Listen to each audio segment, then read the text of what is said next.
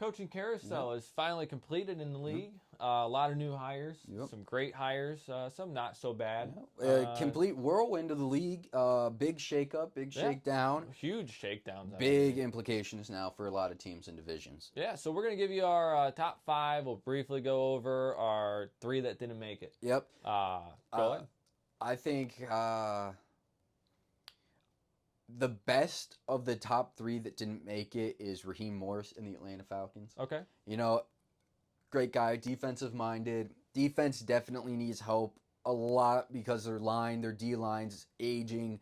But when you have people like Drake London, when you have people like Bijan Robinson and Kyle Pitts in a top 10 offensive line, it's hard to really not do well in the situation. I feel like the situation in the Falcons was that Desmond Ridder wasn't given a chance to use his options, his star options to actually show he's a good QB. So I think Raheem Morris really takes the Falcons to the next level. And, they were playoff contenders the entire season. So I think I think they're going to be a tough team, and we're going to see a resurgence of that mid-2010s Atlanta Falcons team. All right. Who else is in your else there? Now we get into the 2 hires I don't like. I guess the best of the 2 is Gerard Mayo. He's a real defensive guy. Their defense is fine. Yeah. The New England Patriots always have a good defense. Their offense is absolute dog water. They're switching between 2 QBs all the time. There's no faith, even though they're trusting in those 2 guys and won't get anyone else. No, it's a weird situation. It's a weird situation. I agree with that on the Jared. I think Jared Mayo is just not in the right situation. I think he's a great coach. I think he'd be a great coach somewhere else. I just don't think he's in a good situation to show how good he is. I think he lasts 3 years there, and then he steps back down to defensive coordinator, and somebody else comes in for him. Yeah, to me, my bottom 3 are Mayo's probably my bottom here. Mm-hmm. Again, nothing knocking him. Think he's a good coach. Just don't know if it's the right time for him to take over the Patriots. Yep. I'm going to put next to him, I know some people rank it higher, Dave Canals, Carolina Panthers. That is a terrible situation. I think Canals can be a great coach in general, anywhere. I think he could be an amazing offensive coordinator too, anywhere else. I think the owner of the Panthers is a nitpicking billionaire who got all of his money for making risky decisions people didn't think would pan out on things that won't hit. It's worked in business, but this is the NFL, and he's not that much of a football guy besides a watcher. Right, and he's good at throwing beers at people. He's great at throwing beers at people, but I think he's tearing this team apart, and you could bring anybody in. You could bring Patrick Mahomes in, and it'd still be a terrible team. The chants are going to start coming. I think Dave Canals just is taking a gut punch to his career right now where he's not really going to recover. And I think the Panthers are just going to be shaky for a while now. Yeah, to me, Mayo, Canals, and to me, Dan Quinn's just slipped out of the top 5. I think there's some potential to me that he could be a good coach. I would have liked to see more offensive side of the ball because obviously they're probably going to be going Caleb Williams with Kingsbury coming. So that's my only take on that. Their defense is really bad, but if you could shine on offense and bring in some defensive pieces with a good DC, I think it would have went a long way. I'm just not the biggest fan of Dan Quinn. Okay. For my number 5 spot here, I'm going to go with Raheem Morris of the Falcons. Okay. To me, Atlanta has a great offensive side of the ball. They got a lot of key pieces on that team.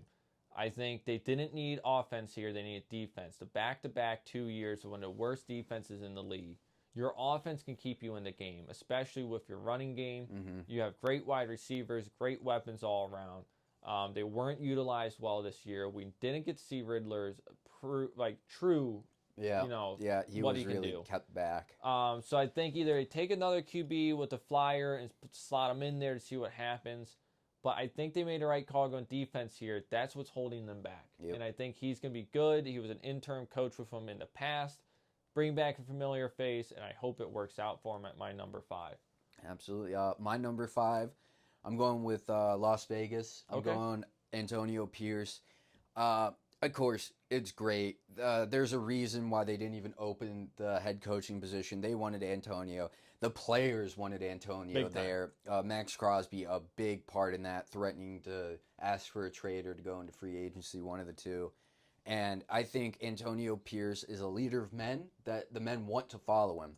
But he can fire up those players and that locker room, let alone what he was able to pull off now that Mike McDaniel left halfway through the season and slinging it with Aiden O'Connell because Jimmy G didn't work out and you performed the way you did.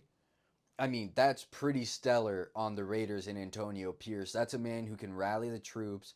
And honestly, it gives so much hope that there's no reason Josh Jacobs wouldn't resign there and keep playing and be a tremendous person. I think all they need is a QB like Jaden Daniels from LSU, someone who can really quickly adapt and become the QB Antonio Pierce needs and wants, let alone somebody who can feed the ball to Devontae Adams and Jacoby Myers, actually. Yeah, Jacoby Myers had a pretty good season. And I think when you have those two types of players receiving for you, along with Josh Jacobs in the backfield, any QB is going to be prosperous. But I think this is a new look Vegas team where after the past what feels like few years at this point of just shakiness, that you're excited to play there now. And I think that had been lost on the players, and I think that's a great hire for the Raiders. No, I agree. Now, to me, a little bit higher. I got him at number 4. Okay. You proved the point in your talk there. He's a leader. He's a Dan Campbell, not as gambling of a man. No, even my though God, he's nobody in Las can Vegas. Oh my gosh. You know, Dan Campbell on the Raiders. Yeah, dude. Woo, that'd be a gambling That'd man. be a gambling He goes man. straight from the game, straight to the casino. No, he has a slot machine on the side. You know what? You might be right next on to the that. Gatorade If he ever hut. went there, that'd be a good fit for the guy. It would be. Now, to me, Antonio Pierce was the locker room presence they needed. You know, that's becoming more of a thing in the NFL. Absolutely. The locker room presence of coaches is vital. You really can't be a Bill Belichick anymore. No, you gotta be able to fire up the absolutely. And that's who did it. When Max Crosby, your star player, says, "If you don't get this guy back, I'm out. I'm leaving." There's that's something good there. That's a tall tale sign of what Pierce did. He turned Las Vegas around last year midseason. Absolutely. Made them look confident. Put up some big numbers in certain games with McConnell as your QB, which is crazy to me. Absolutely. You give him a QB, what can that team do? So I like to see it. Antonio Pierce, to me, is a sleeper pick who honestly could turn out to be one of the best hires out of this entire class, I think. Absolutely. It's so good.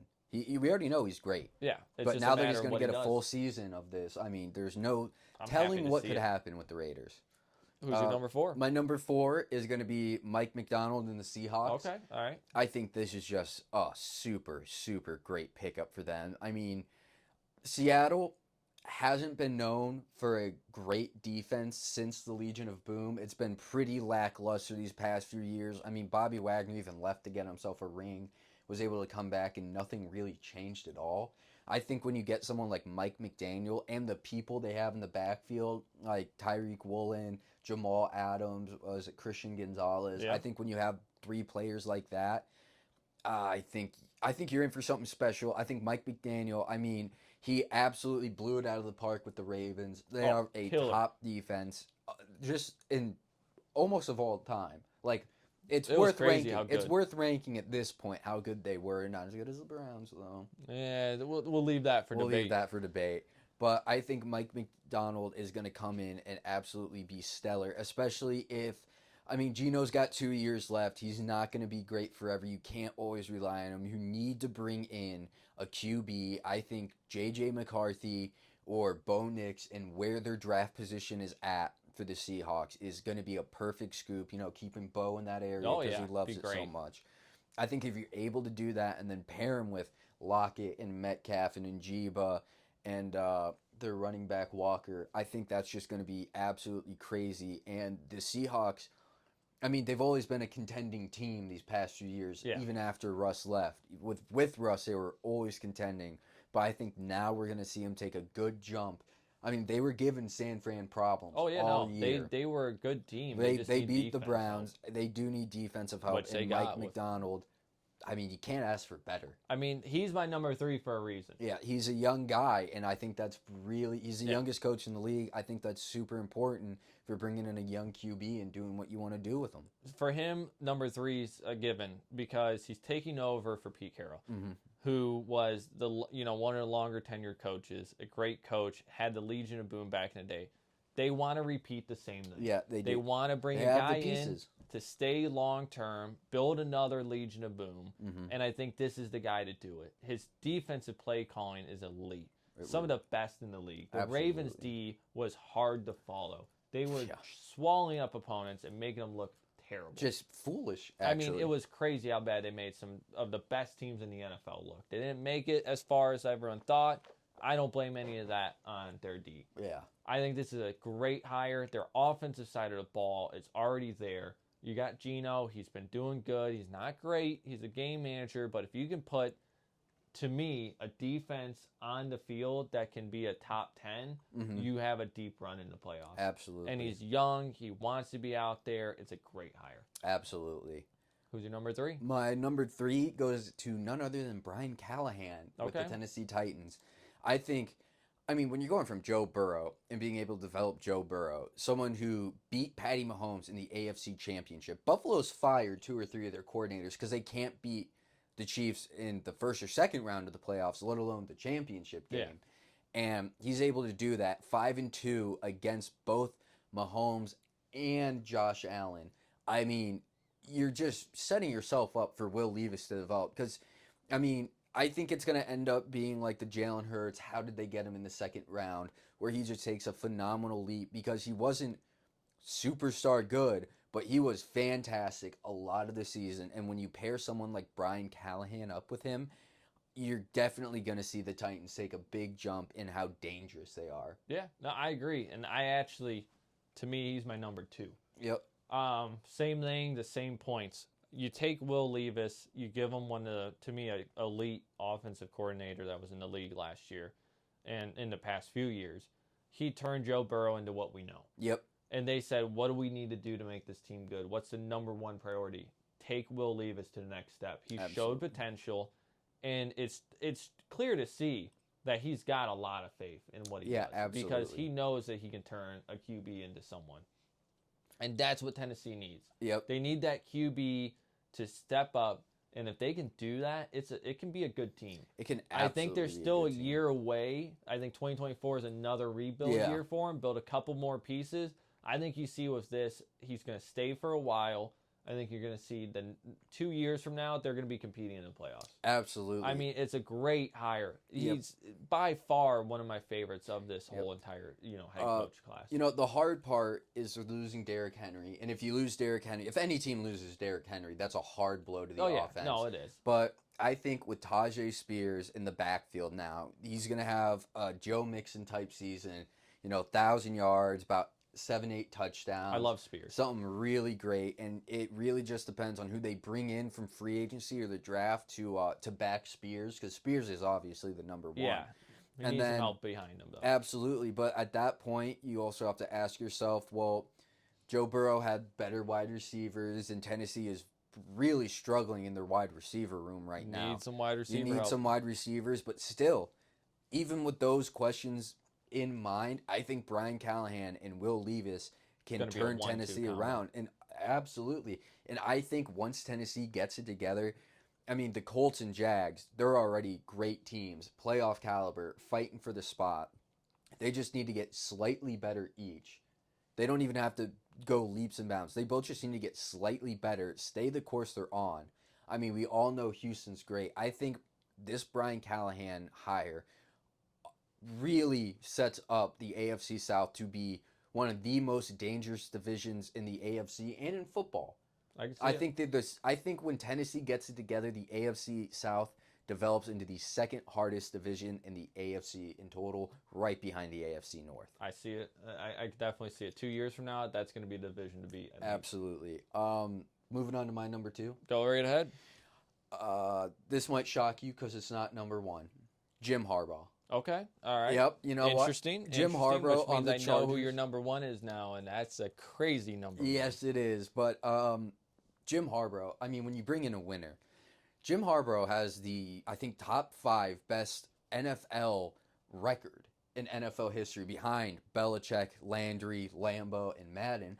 You could take this with a grain of salt though, because I think he's like 49 and 17 and 1 or 2. Yeah. Like he doesn't have a lot of games, but he did do one thing, and that was take Colin Kaepernick and their 49ers to the Super Bowl. I'm not dogging Kaepernick here. I mean, in his prime, Cap was good, but he's going into a situation with Justin Herbert. And I think Jim Harbaugh, being the winner he is easily taking Justin Herbert and the Chargers leaps and bounds forward, really establishing Justin as a top 3 QB, either in the league. I think the only hard part for Jim is they don't have a ton of cap space. No. They're losing their wide receiver one. They're losing their running back. Their wide receivers are old. Their defense just seems to fall apart. Joey Bosa can't always stay healthy. Khalil Mack's just old. There's a lot now. of question marks. There's a lot. It's an old team, but I think Jim Harbaugh will be able to absolutely pull the Chargers up by their bootstraps. They go out, they get Brock Bowers, they go and they get a running back from free agency. You know, let's say Josh Jacobs resigned. I mean, you have Derrick Henry.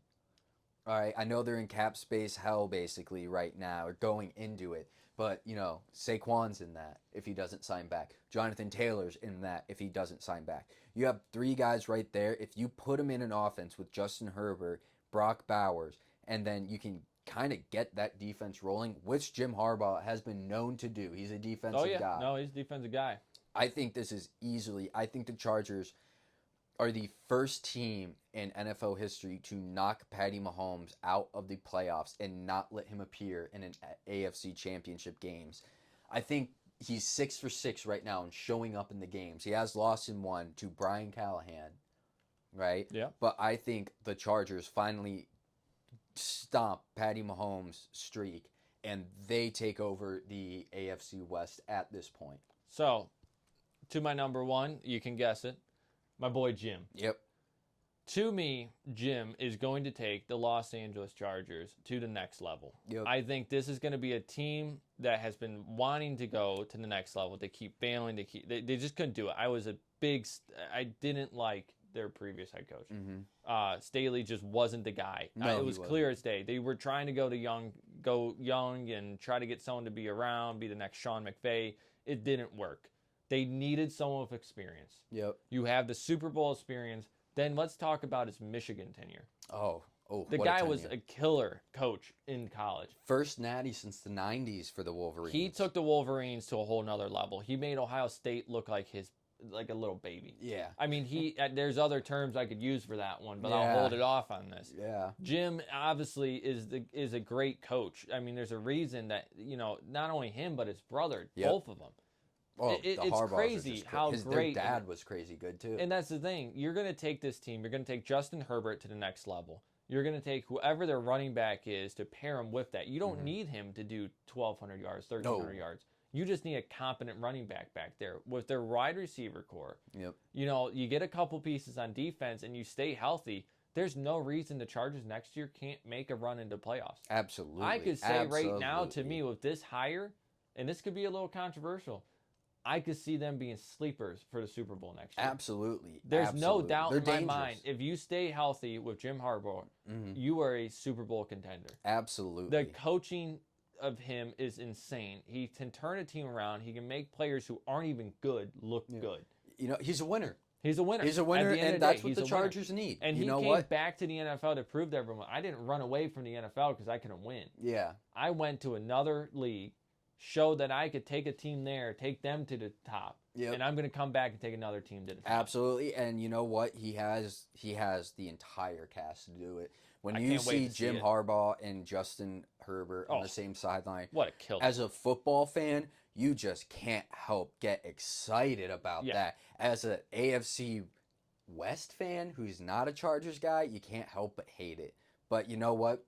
both those options, they really prove how good of a coach Jim will be. I will can't wait to see it. And now let me hear your number one. That Number one. can't What believe could is it in be? your number one. Dan Quinn and the Commanders.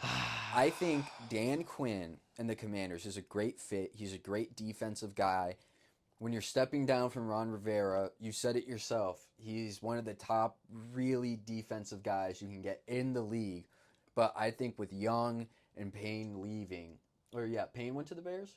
I think Sweat went to the Bears. Sweat. When you have Sweat and Young leave, your defense is getting even worse. I think Dan Quinn is going to be amazing. And the reason it truly is my number one is the offensive coordinator pick of Cliff Kingsbury and the number 2 overall draft pick. I think with those, it really cements it that you get Cliff, a guy who's coached Caleb Williams before, to turn him into the superstar that he is now. And you're able to get Caleb Williams, a guy where if the rest of the team is struggling, he's someone who can completely change games. So I think with all these factors leading into each other, it's hard not to put Dan Quinn at top because the Commanders put themselves in a position to keep the streak alive of the ever-changing winner of the NFC East, of who holds the title for the year. And I think when you get somebody who knows the generational quarterback you have, Brian Robinson was a dog this year. Yep. They have a really good wide receiver core. The only thing they really need is to stop the sacks, help the O-line, and make their defense actually make plays. And Dan Quinn is a guy who can make defenses absolutely make plays. I get where you're coming from. I think Dan Quinn is the guy that could jump the most on my list at the end of the season. Yep. I think Dan could come out and prove his point and turn that defense around. That's what they need. Yep. The only reason I didn't rank it higher is I still think they should have went with a more offensive-minded coach. When you're getting a generational talent, you want all the help you can get to make that guy turn into that generational talent. Absolutely. And I get you have Cliff coming in at OC. Great hire. We all know their plans now. It's only a matter of time when that pick gets announced. Oh, hey, we traded up.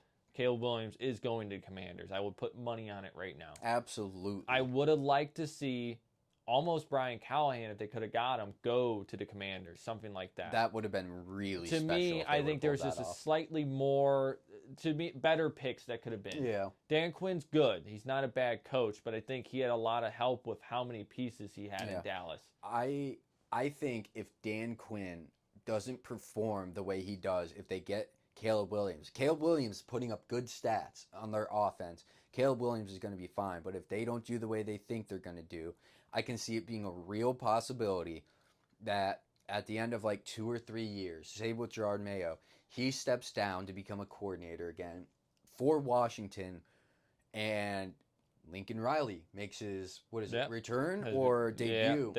Debut to the NFL and takes over as head coach for the Commanders.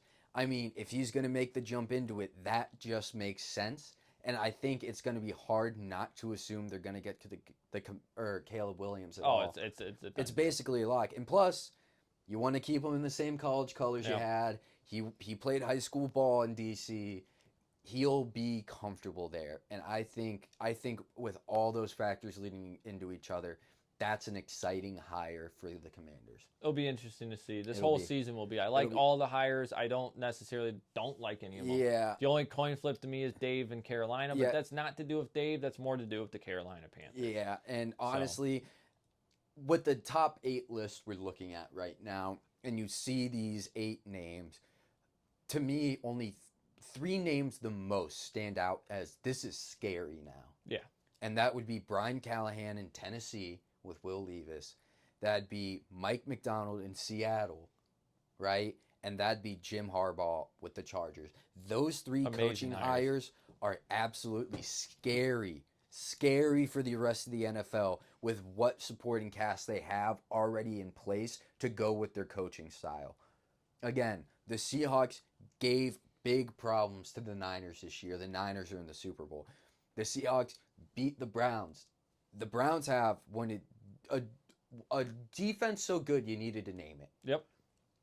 Jim Harbaugh with Justin Herbert. Killer. Nobody's going to look at that and not say scary. And Brian Callahan being able to develop Will Levis. It's going to be amazing. It's going to be absolutely killer. I can't wait to know. see how it all unfolds. But you know what? I'm looking at this list, and there's a name I'm not seeing. EB. EB. Where is EB?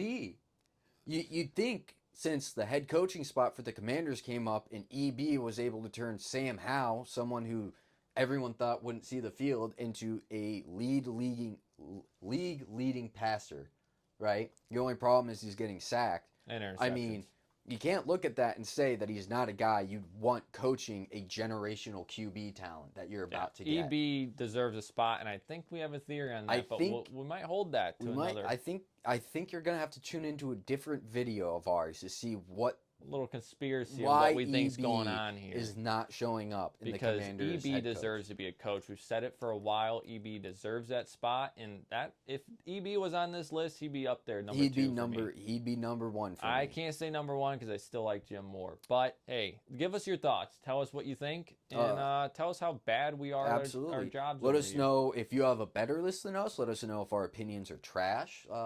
If they don't matter, it's cool too. We understand. So yeah, we're just two guys sitting on a couch, just talking shop in the middle of Ohio. Yeah, and for some reason you tuned in, so thanks for that. Thanks for that, and we'll see you next time. Stay tuned for the list. Yeah, stay tuned. Stay tuned.